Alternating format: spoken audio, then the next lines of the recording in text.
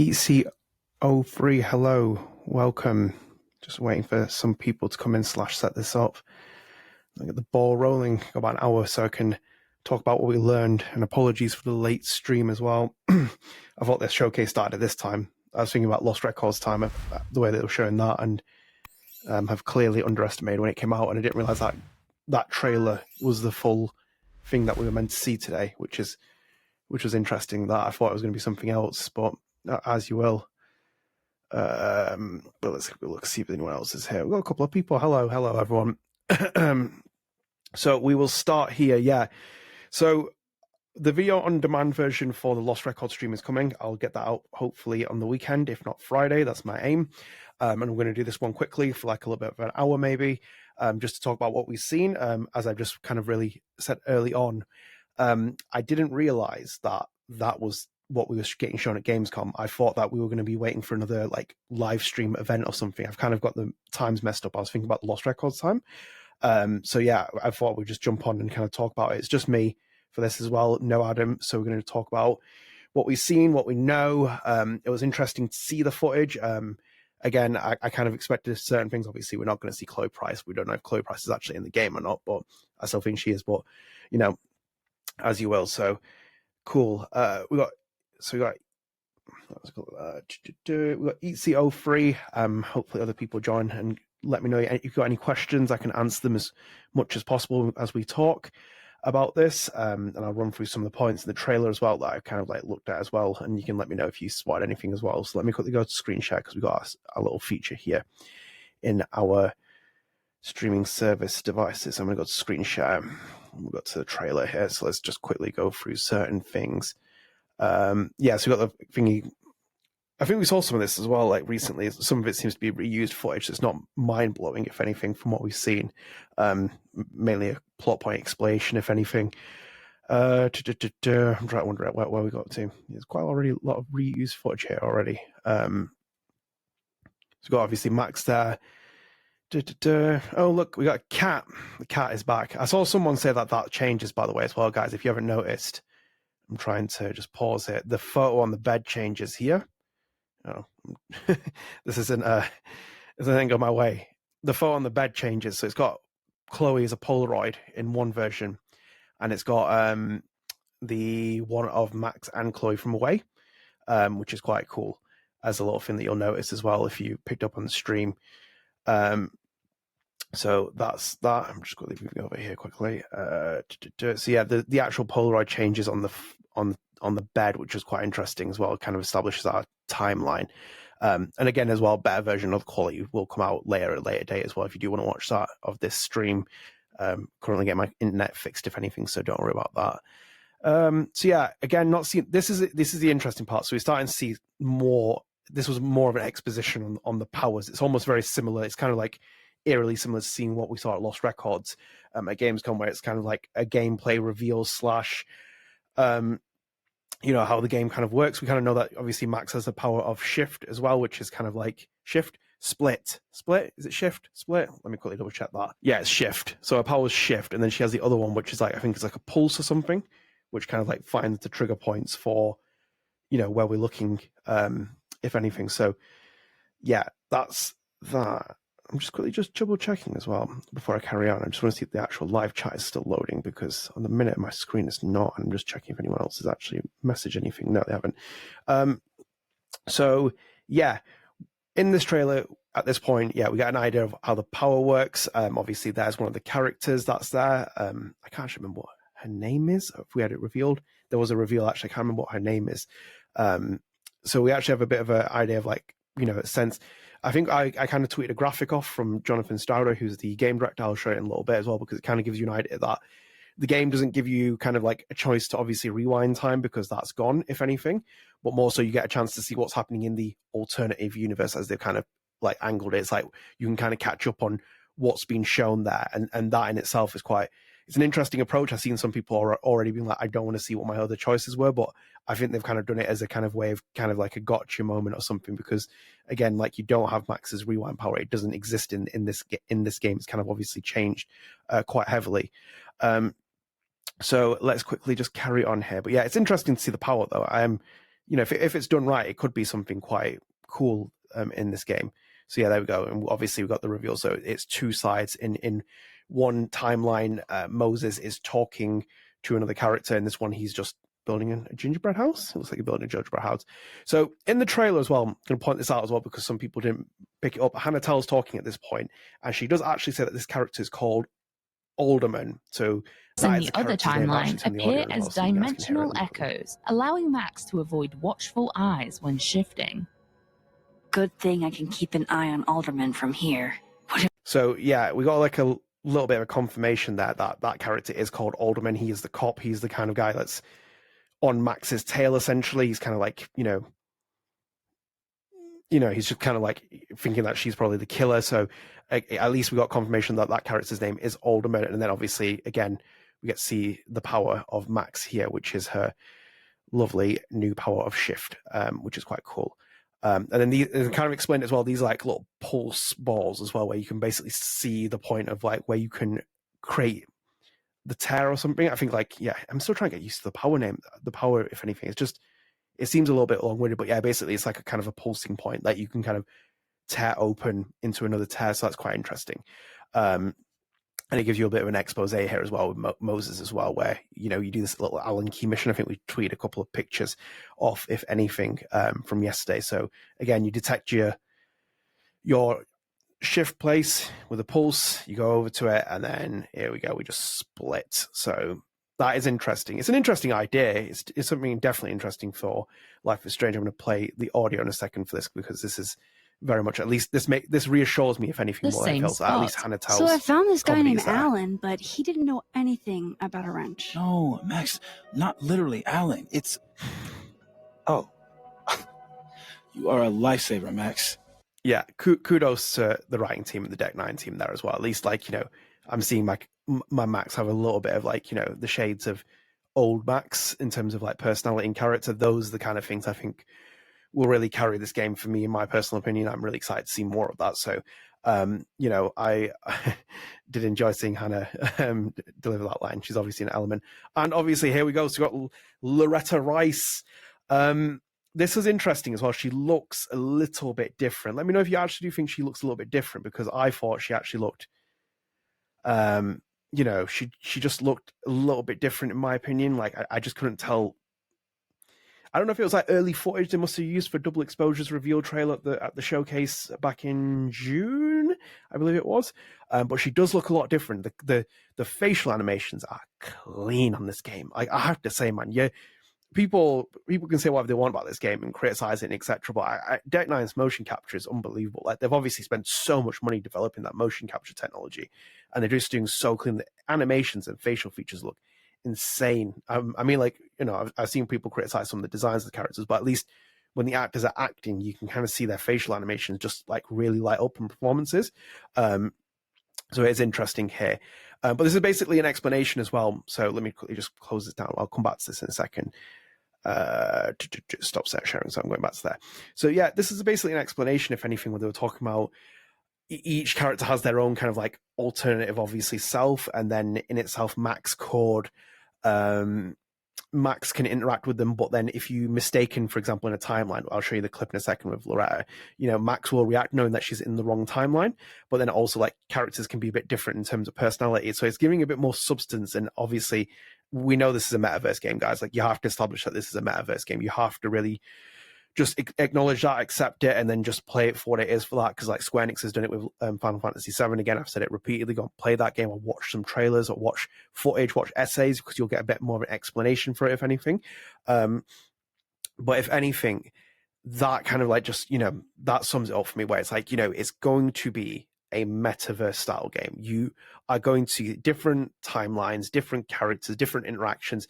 It's going to jar some people. I think in itself, metaverse writing is so difficult. I think people have kind of become a little bit dazed by it because of the stuff that's happened in Marvel and the Avengers and etc. I think it's been done to death a little bit, but it could create some interesting things in this game. I am interested to see where it goes with, in terms of at least plot points and story points as well, and maybe some even throwbacks to the game.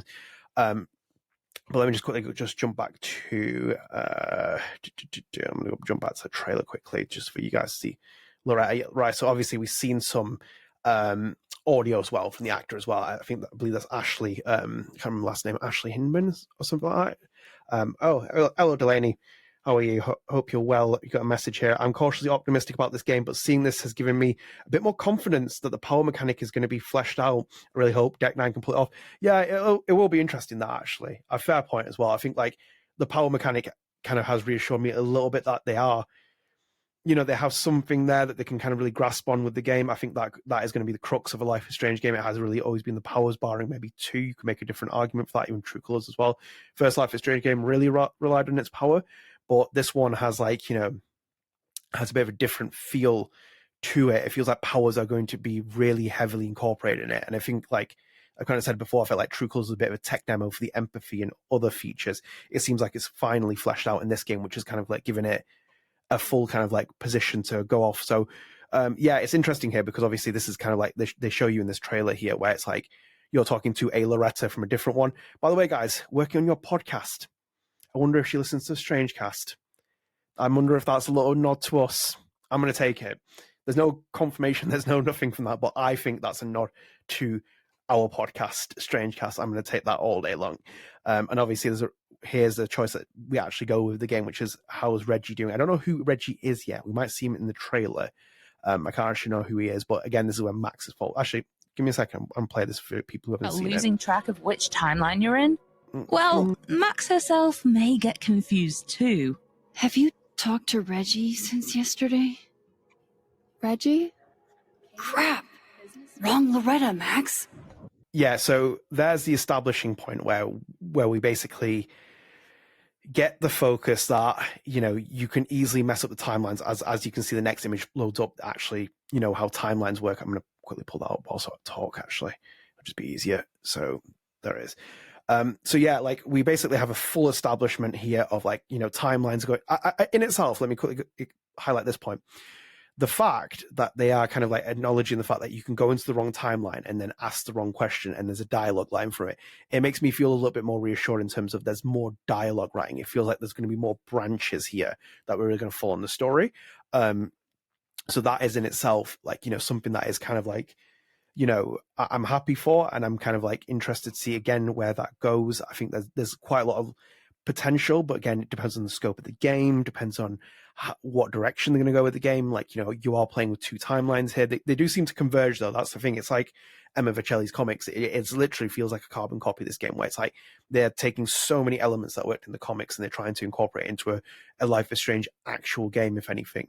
But yeah, I'm interested. I'm interested about Loretta Rice as well. It's an interesting character, that even her voice as well. If I was one of those people, it did. I don't know. It just sounded like Kylie at one point. But you can always hear things. I remember when I watched Mixtapes trailer, and I thought Katie Bence was in it. I even tweeted. I was like, "Katie, is that you?" I was like, "I'm convinced." I was sitting at home watching it. I was like, "This trailer's vibing." I was like, "That's Katie Bence's voice," and she's like, "Nope, it's not me." And I'm like, "Oh," I'm very surprised with that. I thought I completely got that on point. So yeah, we got another message here. We got EatCO3. I wonder what the consequences are for messing up. Yeah, that would be interesting. I do wonder what happens if you do mess up in the timelines. I think there's going to be minor choices. I think again, there's a graphic with Jonathan. I'll pull it up in a little bit so we can kind of look at it. They do kind of suggest that you'll see what happens if you mess up as well. I think it's going to be minor in certain circumstances. I don't think it's going to be as substantial because and this isn't even a knock on Life is Strange, Double Exposure or anything. This is just episodic gaming in general. There's always an illusion of choice. There's 2 or 3 major impact scenarios, and then after that, everything's like an illusion of choice. It's very incremental, minor details that get actually impacting the story. So I don't think that is going to be something massively that's going to change, be mind-blowing. Maybe there's 1 or 2 that is like that, where you basically, if you do change it, then it changes the complete trajectory of maybe the story or something. But I think, personally speaking, it's going to be minor, if anything. I think it'll be you maybe change relationships, or then you might lose a couple of details of who the killer is or trying to suss them out, etc. It will be interesting. It'll be interesting if even the game gets to the culmination where it's kind of like a finger point, if anything, at the end of the game, where it's the killer is in the room with 5 or 6 people. You have to actually point them out and be like, that is the killer.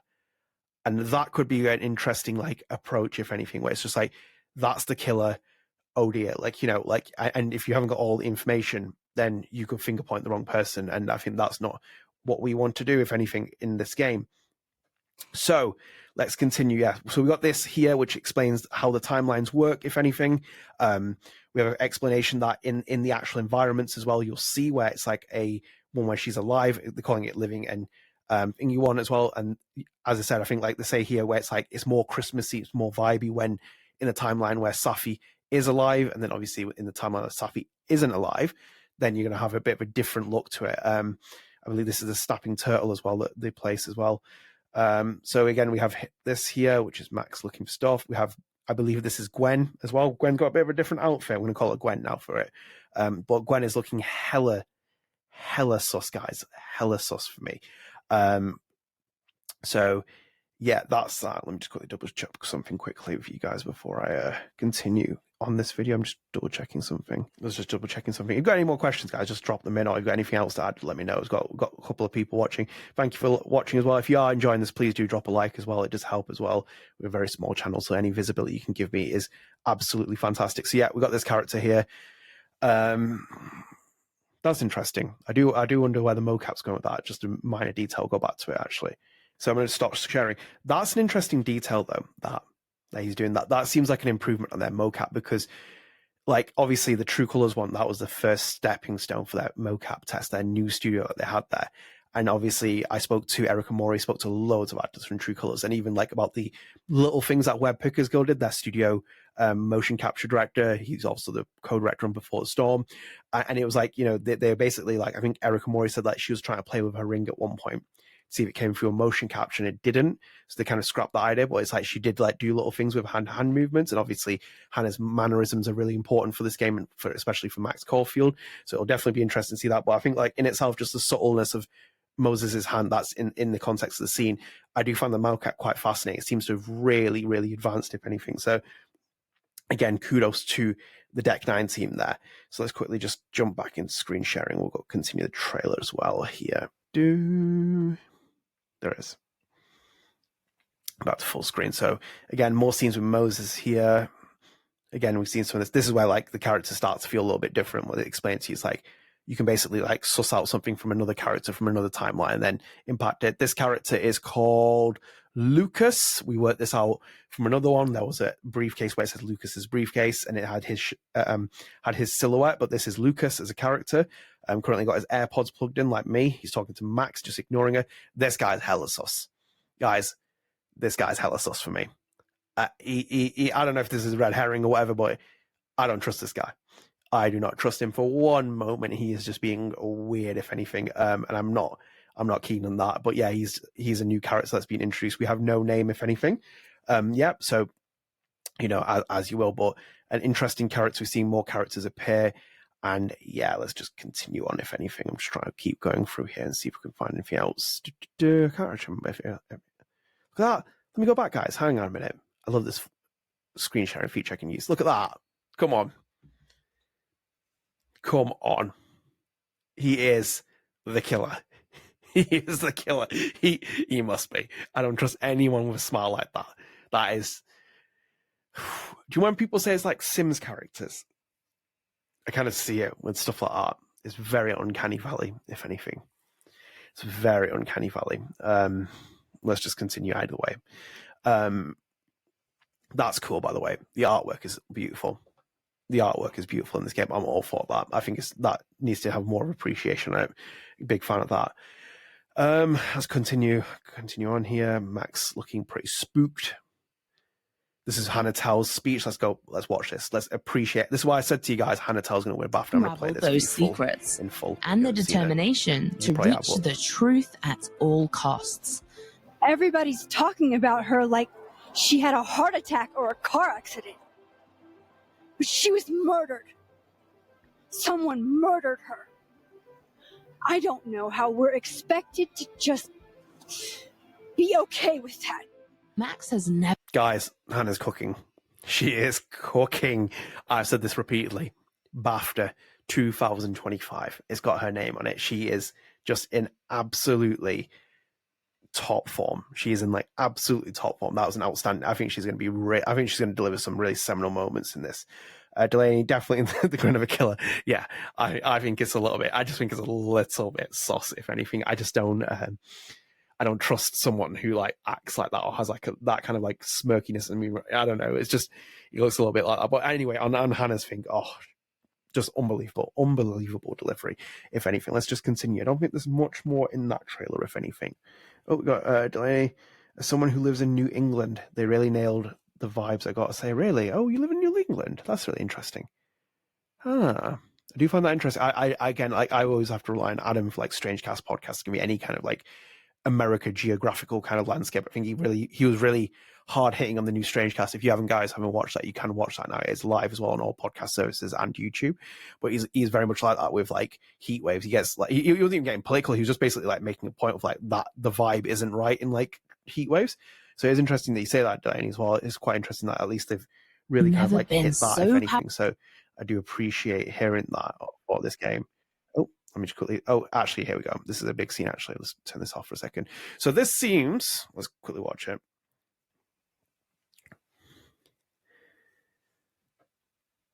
And Max, boom, she opens that up. So that was kind of like the big defining scene, if anything, where it's like, actually, this is where Max tries to rewind time. So she actually uses a power. It's not, is that right where Safi's died? If anything, I can't obviously tell. It's like, it's obviously in the snow and outside, but there she tries to rewind time, fails. Her power just, goes into another hand. And then, it seems to be like almost like we're going to transfer the power into both hands and it's going to create these alternate timelines. So that is the kind of point that explores it. So we find out a realization that that's where Max moves to her new powers. I'm intrigued by that. Look, like let me just quickly end that. I am so torn with this. I'm so torn with not even just the power, like the evolution of the power, because like Emma Vicelli does that in the comic series. She evolves Max's power over time. It's like here's pocket time. And she like evolves certain elements of her powers, but in itself, the comics established that neither ending is canon. Then also on top of that, it basically merges two timelines, which is like it gets away with what it's doing with this one. For example, we're starting off with a Max who basically will now rewind time irrespective of what happens. Like irrespective of choosing the Bay or not the Bay, you're still going to use Max's power. And that, for me, I just don't know if I can agree with Max doing that, because Max's entire point by the end of the first game, she basically, like, if you choose the ending, which is save, if you sacrifice Arcadia Bay, you save Arcadia Bay, you sacrifice Chloe, Max comes to a realization that you have to stop doing what she's doing because she's messing up time, she's messing up people's lives, it's chaos theory, it's all the other things, it's the butterfly effect. She kind of comes to acceptance with that. She accepts the fact that she spent these wonderful days with Chloe when she got back to Arcadia Bay. She makes a peace and she moves on from that. And you can see in the funeral scene, like that's why she smiles at it. That's why, for example, when we talked about the remastered collection, and then Michelle was tweeting about it as well, and he said, when they added the kind of like the fact that she cries as well, and he's like, we didn't do that because obviously at that point the entire thing changes for Max, where she's just come to terms with it. She was not going to cry because it's kind of that acceptance of, we made the decision and that is the decision. So when your character walks back on these elements, that's my biggest irk at the minute, more so if anything else with double exposure. I'm interested. I'm not as, I think the marketing's been terrible. I think it's been laced in really poor advertising from Square Enix. Like you can see that with Lost Records. Last couple of days, Lost Records has been like smoking fire from people. And I'm not even doing it as like kind of like a tear down thing. I'm talking about just from a marketing perspective. They've nailed the marketing. They've made it very indie vibey. They've kind of resonated with fans. They're drawing people in. Life is Strange Double Exposure is drawing people in from being a Life is Strange fan. It doesn't seem to really connect with you. And I think that's the issue with what Square Enix is doing at the minute. So in itself, in the grander scheme of things, that's my issue with where Max is trying to rewind time. That it just, I don't know, man. You guys are watching as well. Let me know what you think about that, because I just don't know how I feel about that. Let me just pull it back up again as well. That's my stream. This is obviously this is the big kind of reveal. The entire trailer is about powers unveiled, so basically like having a focus on that. But I just don't know how I feel about like her using her powers. It just, and then also as well for the fact that you're using your powers for someone who isn't Chloe as well, because it's like, Safi, why would you not use your powers to keep Chloe in this endless timeline of like avoiding death? but you're going to do it, say, for Safi instead. It just seems, and even if it's reactionary, it makes no sense being reactionary for 10 years. Anything could have happened in between 10 years, if anything. I'm just a little bit torn with it. Like this game, for example, and just to do a bit of revisionist, for example, even if they ripped off the first game in terms of like Chloe gets shot here, for example, and she dies, then you have more than enough excuse, for example, to start messing around with timelines and stuff, because she would use her powers. If this was Safi, if instead of Safi, this was Chloe who gets shot in like cold blood or whatever else it is, this would make sense. This, like, even if you're going to try and establish both endings, this scene would make perfect sense, because like she would rewind time for Chloe for that as well, because but again, it's a like I think, guys, as well, I think if anything as well, one thing to establish as well, the fact that you can split timelines, I'm convinced Chloe Price is in the game. She's going to be in this game. I've said it before, like the fact that she can do that, there's 2 timelines of characters, like that's going to be a different timeline with different characters. Like I see her being in this game in some way, shape, or form. She'll be in flashbacks, she'll be in all kinds of things. She'll probably make an appearance as well. I expect her to make an appearance in the game. I think like that's my takeaway from that. If anything, I'm trying to pull up this graphic from Jonathan as well that we made as well. It's from a games, so they've been doing some interviews as well, just very brief interviews. I want to pull it up here before I read that as well. So we've got Delaney as well. I agree with you. It's like they're retconning the development of Max went through Life is Strange. Another big thing for me is when they're marketing as a mystery game, when Life is Strange coming out. You literally, that is like, I've said that, Delaney, like every single podcast episode, conversation, like everything. That is like my thing. Life is Strange isn't a murder mystery game. It's not even like a the what is happening to Rachel Amber. Even Chloe's Price's connection in that game is just basically she's connected to Max, essentially, in the sense of that is the coming of age story. It's the coming of age of Max's story. They said it repeatedly, don't nod, in the marketing in 2015. It's a coming of age story. It is about Max evolving as a human being. It's about her entire thing that she's going back to Arcadia Bay. She's going through all these experiences. The focus is always on Max. No matter what else is happening in the first Life is Strange game, it's always on her. However, in this game, my early thing is that basically they're not doing a coming of age game. They're doing a supernatural murder mystery game. Supernatural, remember that. They keep focusing on the supernatural part. It's not just on like they're just doing it by accident. It's intentional. That's my issue. And I agree with you as well, because they're retconning Max's development, because that's, I can't really say Oxenfree, it's a swell, but like, Oxenfree is this thing. We had this in a conversation, me and Adam, on the YouTube channel. You can check it out. But it's like, basically, the problem is with Max is that you put yourself onto that character. She's such a neutral character that anyone can be her, even though she's this young girl. Basically, anyone can associate themselves with it, whether they're like, for example, autistic or ADHD or like asexual. You can make Max your own character. That's why people really resonate with her. But ultimately, if you're not establishing one ending and then kind of going off that, you're in a bit of trouble, because you're going to be pandering to both sides. And unless you do what Emma Vicelli did, and that having read all the comics and also interviewing her, it makes sense, because you're basically going to have to go down one timeline, create another timeline, and then start mashing things, because basically you start appeasing both sides. That's why when people keep getting really dramatic about Chloe not being in the game, I'm sitting here really chilled, because like I would be more shocked if she isn't in the game, if anything. I see this as a soft reboot where Max could be at the helm of 2 more Life is Strange games. But I think they're going in a different direction, and I think that Chloe will only be an extension in certain parts. I think they're changing the narrative that they're going forward. Again, Delaney as well feels like they had a story and needed a protagonist, so they just plugged it in at the fan favorite Max rather than building a story around it. Exactly, that's the thing as well. I said Delaney as well. Like for me, until someone can convince me otherwise, Max can be pulled out of this game and it still works.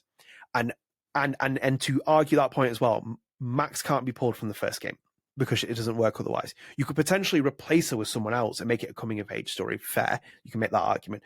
But she's central to the story. The game doesn't work. It's like those characters, like when a character is that centralized to the story, everything is built around them. All the plot points, like this, at this point, it screams like it's a murder mystery game. So basically, the entire point is that you expose what's happened to the murder of Safi. And it feels like Safi is more central to the game than Max a little bit, because you could replace her, obviously, but she's like a dead body. She's like someone that you have to uncover her crime. And I'm kind of just not sure that this, it just seems like a marketing thing. Let's bring Max back. Let's bring out the helm. But they're missing that coming of age story. They're missing agency with her. They're not acknowledging, for example, she's not used her powers for this long. Why have your character not used your powers for 10 years or so? And what? She's just going to use it now out of the blue? Even if someone dies, she's just going to like completely disregard her morals, her values. It dumbs down your character. That's my argument with it. That's why I keep talking about it, on the podcast and the conversations we have, Adam. It's like you're dumbing down your character. And my greatest reference point, if anything, is for example, The Dark Knight Rises. Watch that film again. The first 30 minutes of that film, Christopher Nolan's character, Bruce Wayne, is moping around. He's moping around, and he's also he's inherently accepted. He's like, I'm done. He's like, I've lost the love of my life. He's not been Batman for years. They've established the part that there's this time jump as well. He's aging. He's slowing down. He's basically not got the spirit to do what he needs to do. When he puts the suit back on, whatever you think about The Dark Knight Rises, they've established that the character has basically said there's purpose for him to do it again, because he's basically taken a vow of silence not to put the costume on because of what Batman has become, and basically become a fallen martyr, if anything, to kind of basically has become a villain, if anything, to prompt up this fallen martyr idol, which is Harvey Dent. But that's the thing with Max. It's like, she doesn't have that agency yet for me, where it's like you had an explanation for it, for example, of like why she used her powers, and that is like the big difficulty at the minute for me to accept. Let me quickly just go to screen share again, guys, and I'll show you this graphic that we made with Jonathan. There's a big interview with him and I think one of the writers as well. Let us know what you think about the graphic as well. This is a new experiment I'm trying as well. It seems to have gone down well with people. It's like a nice little visual feed rather than just reading big interviews and stuff. So yeah, this was Jonathan Stauder, who's the game director of Life is Strange Double Exposure. He's at Gamescom. Is he at Gamescom directly? I don't know if he's actually at Gamescom. I think he is actually. I think he's at Gamescom. He's speaking to the press. He's speaking to Games Radar here. And basically, he establishes what we're going to see in the game, which is this what could have been timeline. So you have two timelines running. You have one main timeline, which is the one where Safi is dead. Max is trying to, is coming to terms with the fact that she's dead, but then also can rip a new timeline open. And in that timeline, she can find things that aren't in her other timeline. And she's also going to try and figure out what's happened to Safi and why Safi has died as well. I think that the killer can jump between both timelines, apparently. So that is also something else with it. But he's kind of explained it as this what could have been timeline. So this was from the quote here. He's put, most of the choices are character based, and they'll determine how your relationship with each character moves forward. Then you can go to other timeline and usually get a window into either the road not taken or how things are playing out differently there. So you have a more immediate little examination of those effects because they're very much right in your face. So it's basically what they've established in this, and I'm going to get rid of it as well quickly. What they've established is that you basically play the game as it is. You can't rewind time. Obviously, Max has lost the power. So whatever the choice is, it's the choice. That's the definitive choice. So it eliminates that element of the rewind mechanic. Rewind, there's the choice we're picking. They've got rid of that. But in return, though, and I don't know how I feel about this, you basically get to see the outcome of the other choice if you didn't do it. Like, it'll give you a preview kind of window thing, like a what could have been, what if timeline, if anything, fittingly, what if, like a what if timeline, on the other side. I'm not too sure how I feel about that at the minute. I'm open-minded. I know some people have shut it down completely. I get why people have shut it down completely, because it kind of makes almost little to no sense of like giving people that perspective and then not letting them go down that route, because that's obviously what Life is Strange 1 was like. It was basically you could pick a choice, rewind, pick a choice, rewind, and then ultimately you can just decide whichever one you want and then you go from there. But this still doesn't seem, unless it's part of a bigger part of the plot point or something. Obviously, it's again like Max's powers evolve. It seems like they keep evolving, if anything. I'm kind of interested by like that kind of like implication, because that kind of goes back to, I think it's earlier on as well. I think that goes back to EC03's message, which is, I wonder what the consequences for messing up is. That could potentially be why they've done it, where it's like that what could have been timeline. It kind of explains to you, hey, actually, this is what's happened because you've messed up. And it I think maybe they're doing it because they basically want you to kind of feel a little bit nervous when you do it. So it's like that kind of like little bit of nervous experience about the fact that you've made the wrong choice, and now you kind of have to think more carefully going forward. I think maybe that's potentially it. Maybe it's like a reference point that you see like the killer walk for another part of the scene because you've like not been paying attention. Potentially that. So let's have a look here. EC03, Batmax confirmed. Potentially I'm all that. Jace, hello Jace, how are you? Hope you're well. Hi everyone. So got some spicy theories about the trailer and game so far. Please share. We are here for that. EC03, we got don't see the point of seeing something you can't do anything about. Yeah, unless they're basically trying to raise the anxiety or something that basically you could watch in that other timeline and there's like a goodie that you missed or something, and the game continues and it's like, ugh.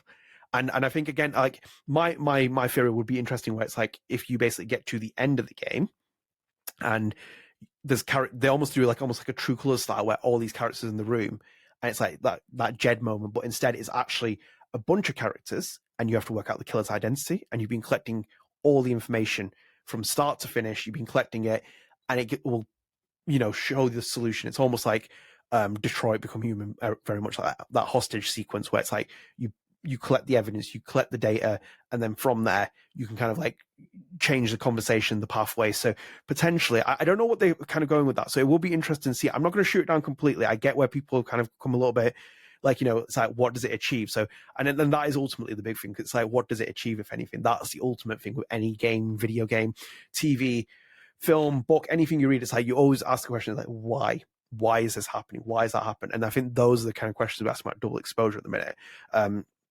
But it has been interesting to see the power so far. Matt4541, hello Matt, hope you're doing well. It looks like Deck 9 is taking some big risks and it's got a lot of people on edge. Hopefully will pay off in the end. Again, yeah, fair enough, because I've said this as well. Like, I'm not going to sit here and someone starts tweeting me something like, oh, you're being overly critical and oh, look at the market, it was great. I hope they prove me wrong. I hope they prove me wrong. I know that some of their developers are really talented. Like, I've had the wonderful experience of talking to some of them on this channel. Their studio is talented. Like Adam has always said, like he'd love to see a IP from Deck 9, original IP, because they could do it. It feels like, for example, they wanted to do this with Life is Strange, where they could make it their own thing. It just feels like the publisher overlord has got his grip on this game, because every other angle I watch from a perspective, I just watch it from thinking, that feels like Square Enix. That feels like Square Enix. That feels like Deck 9, and I kind of like that, and it's interesting. That feels like Square Enix. And I'm a bit like, I'm a little bit on edge with that. So let me just quickly pull that graphic up again, guys, as well, for you guys, if you have just joined as well, so you can see it. Let me know what you think about these graphics as well. As I said, like, I've kind of like just trying experimenting, because I'm trying to build up the social media presence of our page. But yeah, this is from Jonathan Stauder. He was basically explaining that two timeline, that the fact that you basically we have one timeline, we can jump into the other timeline. When we jump back into the other timeline, our main timeline, when we jump back into our main timeline, you basically can see what's happened in the other timeline in terms of like a what could have been, something that you've missed. I think he's basically alluding to that, if anything, in the trailer where he's basically saying, in the interview where he's saying that you could get to the point where you do something, it's not necessarily incremental, but it could be like a bit little hidden detail you've missed or something, which is kind of like giving you a thing that you need to kind of be a bit more aware and alert to your environment. That would be interesting, because it would play a bit more into something that we could kind of work with, if anything. So I'm quite intrigued by that. So let me quickly just close that and see if we've got any more messages here as well. And if you are new here as well, guys, do drop a like on the video. Again, it helps support the channel. I have one person who seems to dislike every video I post. I don't know why, but it's a level of pettiness I don't aspire to, if anything. Let me quickly just go back to the trailer. I'm going to go back to Loretta Rice as well. I think Loretta Rice is very interesting. A little bit sus, but I do like the character. I think it's an interesting character, so long as they execute it right. I think there's a lot of intrigue with her. I do hope her podcast is in the episodes, like if in the game. So let me just play again. If you're worried about losing track of which timeline you're in, well, Max herself may get confused too. Have you talked to Reggie since yesterday? Reggie? Crap! Wrong. It sounds like Kylie. It doesn't sound like Kylie, but like you could easily mistake it for her. Like, it just sounds eerily similar.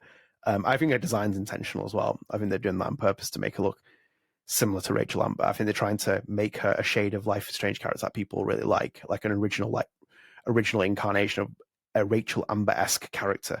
But again, very different though as well. Working on your podcast, I think that's an infusion of me and Adam in this game. I think she's definitely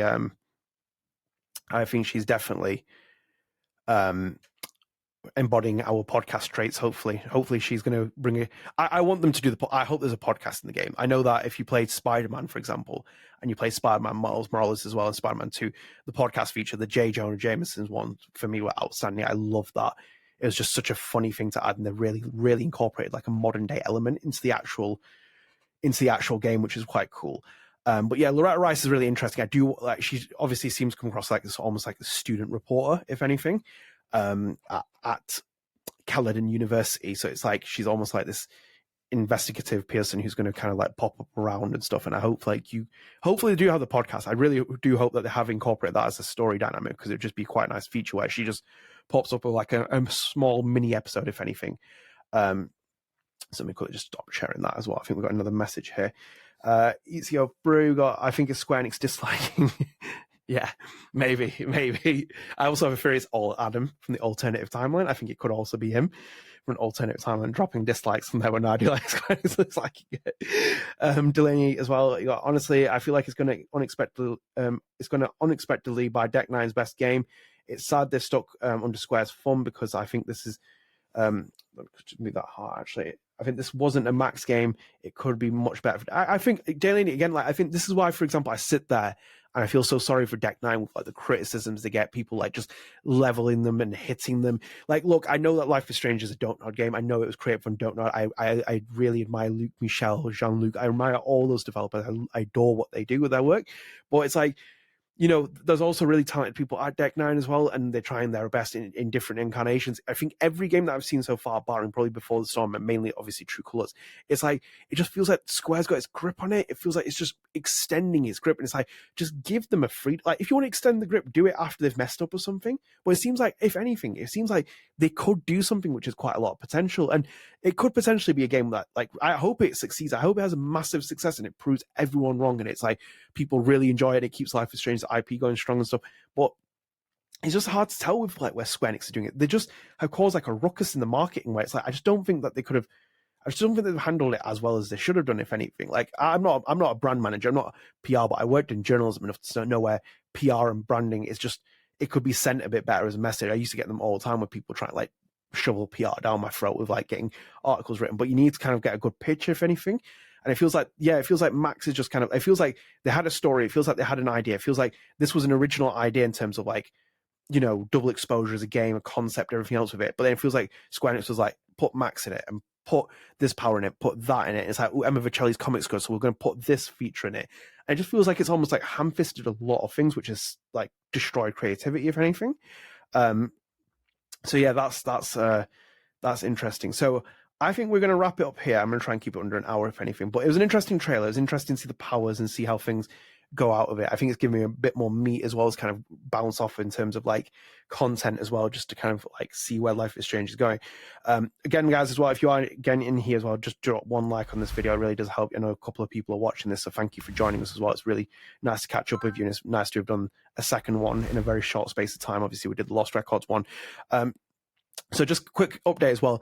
The VOD, the VOD version of Lost Records' live stream will go onto the channel, hopefully tomorrow, if not tomorrow, Saturday or Sunday. And then this will also go on as a VOD as well. It'll be a better, higher quality version, so you can watch it again if you do want to watch it.